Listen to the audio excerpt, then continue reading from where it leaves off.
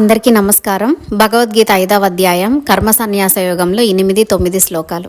నైవ కించిత్ కరోమీతి యుక్తో మన్యేత తత్వవిత్ పశ్యన్ శృణ్వన్ స్పృశన్ జిగ్రన్ నశ్నన్ గచ్చన్ స్వపన్ శ్వసన్ ప్రలపన్ విసృజన్ గృహ్ణన్ నున్మిషన్ మిమిషన్నపి ఇంద్రియాణీంద్రియార్థేషు వర్తంత ఇతి ధారయన్.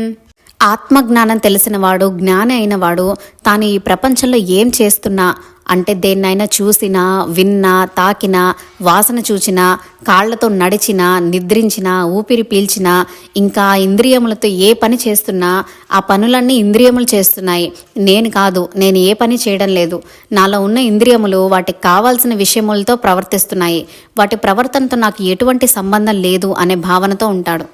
మనం ఇదివరకే చెప్పుకున్నాం, ఆత్మ ఇంద్రియములు చేసే పనులను కేవలం సాక్షిభూతంగా చూస్తూ ఉంటుంది.